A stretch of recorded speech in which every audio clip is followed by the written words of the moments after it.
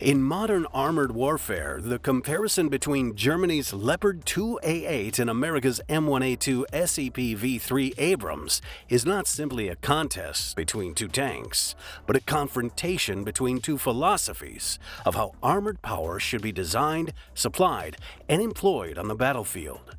Both represent the absolute peak of Western main battle tank development, yet they approach dominance through fundamentally different priorities. Understanding the difference requires a direct side-by-side comparison of every key characteristic in what it means in real combat. The contrast begins with weight. The Leopard 2A8 weighs approximately 67 to 68 tons in combat configuration, depending on armor modules and mission equipment.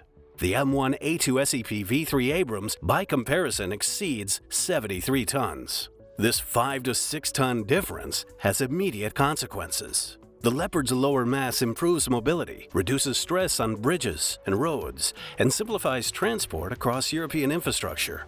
The Abrams deliberately accepts greater weight to maximize armor protection, trading mobility and infrastructure compatibility for survivability. That difference in mass is closely tied to propulsion. The Leopard 2A8 uses the MTU MB873 KA501 V12 diesel engine, producing 1,500 horsepower. The Abrams delivers the same nominal output through the Honeywell AGT1500 gas turbine. On paper, the numbers match, but in practice, the engines behave very differently. The Leopard's diesel engine is fuel-efficient, torque-rich, and well-suited for sustained maneuver warfare. The Abrams turbine offers smooth acceleration and excellent performance at extreme heat and altitude, but at the cost of dramatically higher fuel consumption. This reflects Germany's focus on efficiency and America's assumption of overwhelming logistical support. Top speed appears similar at first glance. The Leopard 2A8 reaches about 68 kilometers per hour, or 42 miles per hour on roads, while the Abrams reaches roughly 67 kilometers per hour, or 41 miles per hour. The difference is not the peak speed, but how long each tank can maintain tempo. The Leopard's lighter weight and diesel efficiency allow it to move fast for extended periods without refueling. The Abrams can match speed briefly, but sustained high-tempo movement quickly increases the logistical burden. In real operations, the Leopard is better suited for rapid deployment, while the Abrams excels when fuel supply is guaranteed. Operational range reinforces this pattern. The Leopard 2A8 can travel approximately 285 to 310 miles, or 460 to 500 kilometers, without refueling. The Abrams range is closer to 264 miles or 425 kilometers under ideal conditions and often less in combat environments. This gives Leopard units greater independence between resupply points, a critical advantage in maneuver-centric warfare. Abrams units, by contrast, rely more heavily on fuel convoys and established supply chains, reinforcing their dependence on a broader support ecosystem.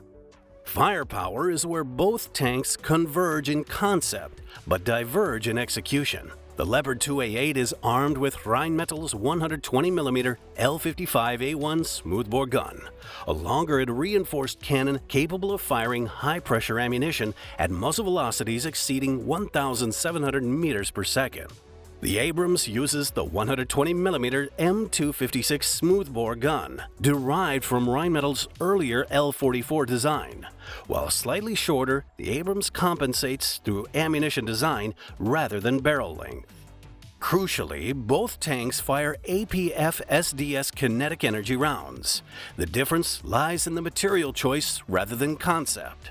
The Leopard 2A8 employs advanced tungsten long-rod APF-SDS penetrators optimized for the high-pressure L55A1 gun, while the M1A2 SEP V3 Abrams uses depleted uranium APF-SDS rounds exclusive to U.S. forces. In practice, both achieve extreme penetration against modern armor. The Leopard benefits from higher muzzle velocity and energy due to its longer barrel, while the Abrams leverages the density and self-sharpening behavior of depleted uranium. Ammunition flexibility further distinguishes them. The Leopard 2A8 is fully compatible with the latest NATO standard munitions, including programmable high-explosive rounds designed to engage infantry in cover, fortified positions, helicopters, and slow aerial targets such as drones. The Abrams uses an ammunition ecosystem tailored to U.S. doctrine. While extremely effective, it is less interchangeable with Allied stockpiles, reinforcing the Abrams' reliance on American logistics. Crew configuration appears identical but reflects subtle differences in philosophy. Both tanks use four-man crews: commander, gunner, loader, and driver. Germany and the United States both reject autoloaders, valuing reliability and adaptability. Sustained rates of fire for both typically range from 6 to 10 rounds per minute.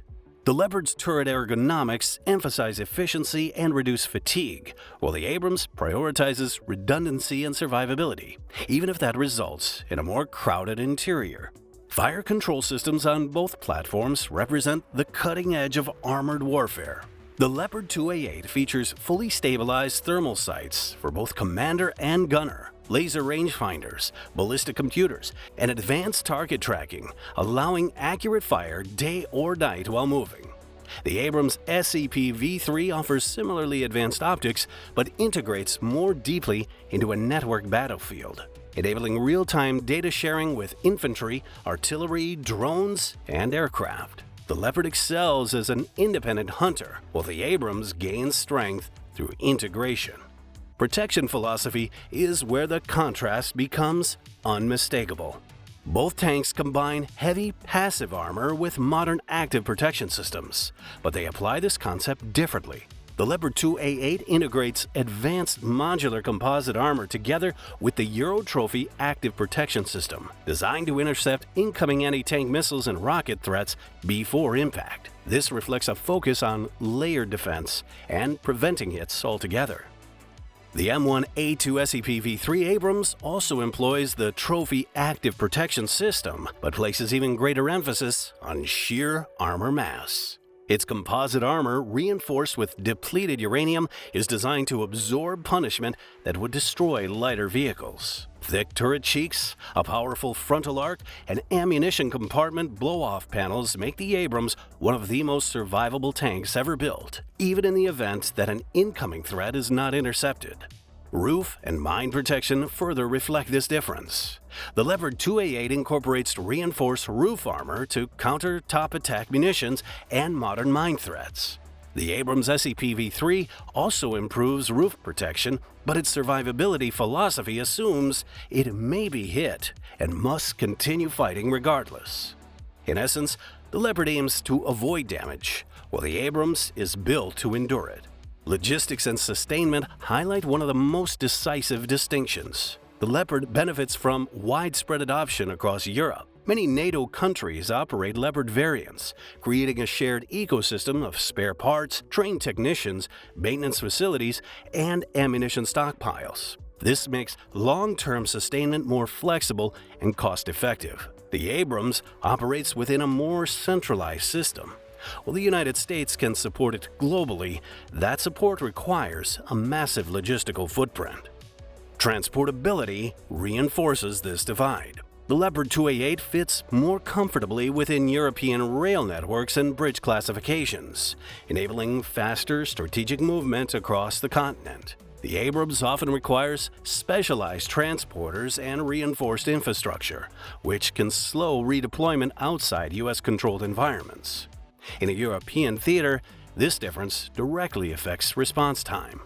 Cost is another critical point of comparison. The Leopard 2A8 typically costs between 15 and 18 million euros per unit, depending on configuration and optional systems. This price includes modern electronics, compatibility with NATO ammunition, and optional active protection.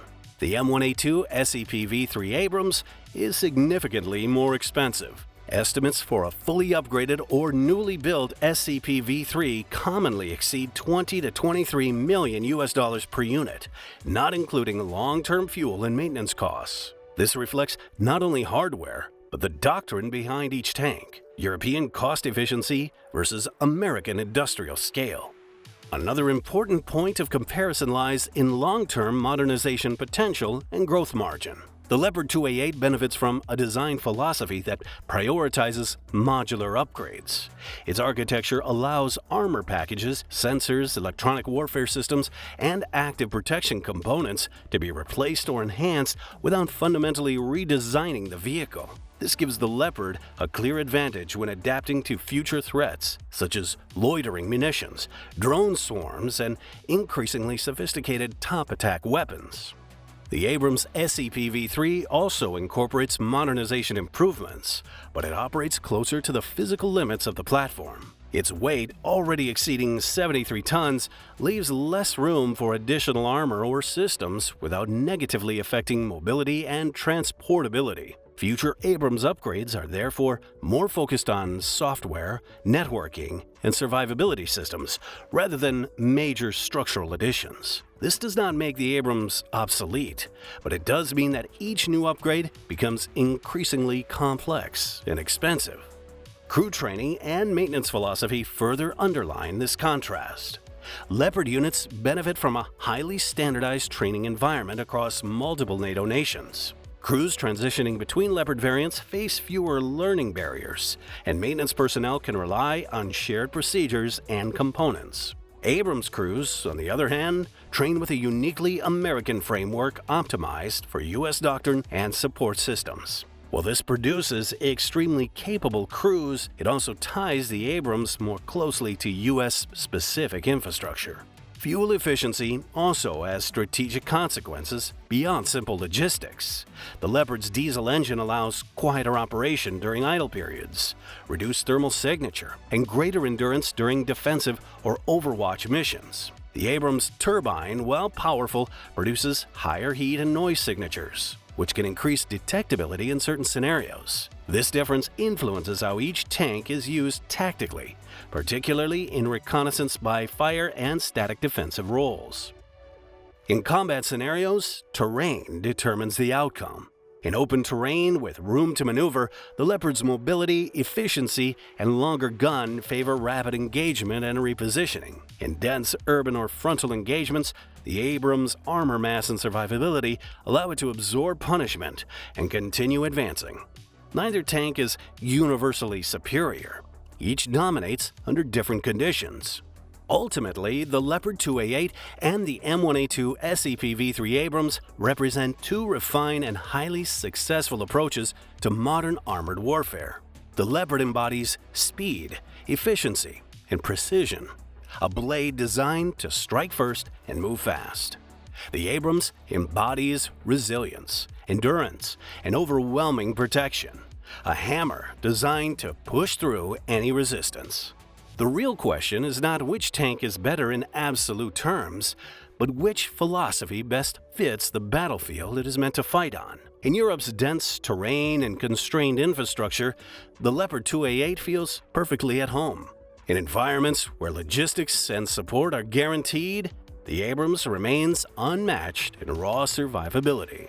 Both ensure that Western armored forces remain dominant well into the future. Which tank would you choose? The Leopard or the Abrams? Let us know in the comments below. And if you enjoyed this video, don't forget to give us a like and subscribe to our channel to get our latest videos straight to your notifications.